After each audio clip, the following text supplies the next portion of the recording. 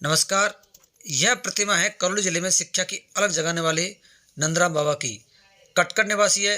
कटकर निवासी इस नंदराम बाबा ने शिक्षा के लिए अपना जीवन और संपत्ति समर्पण कर दी। लोग बताते हैं कि बाबा कम पढ़े लिखे थे, इसके बाद ही शिक्षा का महत्व समझते थे। इन्होंने जमीन खरीद कर आज से सालों साल 50 साल पहले स्कूल की बिल्डिंग बनवाई। स्कूल को क्रमोन्नत कराने के लिए अपना जीवन लगा दिया। आज 12वीं तक का स्कूल इनकी बदौलत है। लोगों ने इनके सम्मान में विधायक लाखन सिंह मीणा ने एक प्रतिमा का अनावरण किया। आप देख रहे हैं न्यूज संभाग पर पूरी स्टोरी। मैं आपको नंदराम बाबा के बारे में बताऊं कि नंदराम बाबा हमारे ग्राम कटकर का निवासी था। वह गरीब परिवार से था, पढ़ा लिखा था पुराने टाइम का, और उसकी बिगनिंग से ही शिक्षा के प्रति और जन सेवा के प्रति रुचि थी। इसके तहत वो गरीब परिवार में पढ़ने के बाद में भी नंदराम बाबा ने राजकीय माध्यमिक विद्यालय, उच्च माध्यमिक विद्यालय जो हमारा रतन जिला है, इसके लिए जब ये प्राइमरी से मिडिल हुआ उस टाइम पर ही उसने पक्का कमरा अपनी ओन इनकम से बना के स्कूल को दान किया था। इसके बाद में उसने स्कूल के लिए और भी ज़मीन खरीद कर दान की थी। और जहाँ तक अपन के स्कूल का मामला, केवल वही ऐसा इंसान था जिसके बलबूते पे ही प्राथमिक विद्यालय रतन जिला मिडिल स्कूल में क्रमोन्नत उसके ही करकमलों और उसके प्रयास से ही मतलब हुआ। और जैसे ही हमारी 8वीं क्लास की मतलब में आया मिडिल स्कूल, तो 10वीं क्लास फिर उसने अपने प्रयासों से ही की। और 10वीं के बाद में लगातार उनने घूम घूम कर अपने खुद के खर्चे पे और अपने प्रयासों से ही इस स्कूल को हायर सेकेंडरी कराया। हायर सेकेंडरी के बाद में एग्रीकल्चर, साइंस, आर्ट्स सारी संस्थाएं उसमें सारी उनके ही प्रयासों से उन्हें फैकल्टीज उन्हें खुलवाई। और ये अकेले, कोई गांव का कोई सहयोग नहीं था, अकेले के प्रयास से ही मुख्यमंत्री लेवल तक जा के भूख काट के अपने पैसे लगा के और चना खा के गुजारा करके उसके बाद में भी ये मतलब सारा उसने स्कूल को सीनियर सेकेंडरी करा दिया, जिसमें सारी फैकल्टीज़ हैं और आज बच्चे बच्ची सब उसमें पढ़ाई कर रहे हैं। ये जमीन उन्होंने खुद की थी या खरीद के ली थी कहीं? इसमें जो जमीन थी इसने दूसरे लोगों से खरीद के दी थी। पैसे उन्होंने खर्च किए और कमरा भी खुद के ही पैसों से उन्होंने बनाया था।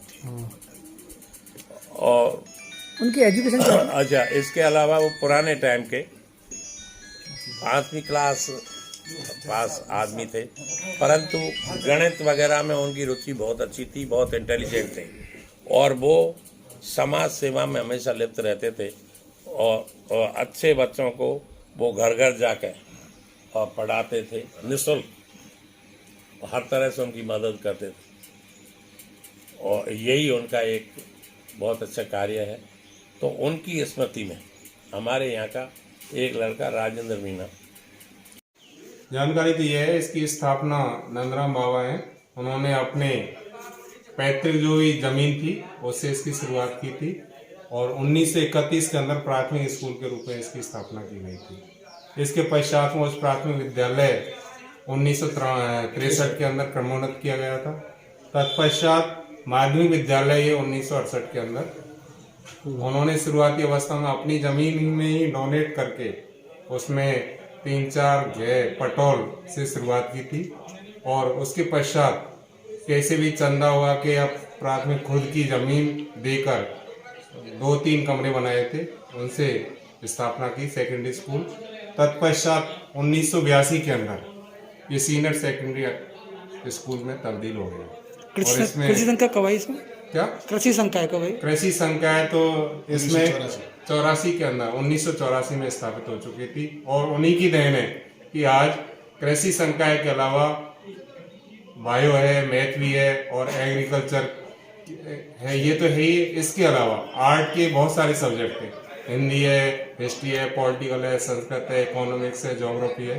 ये डिफरेंट टाइप के जो भी सब्जेक्ट है ये स्थानीय विद्यालय में रेगुलर चल रहे हैं और यहाँ का हर वर्ष का जो रिजल्ट है वो भी लगभग 100।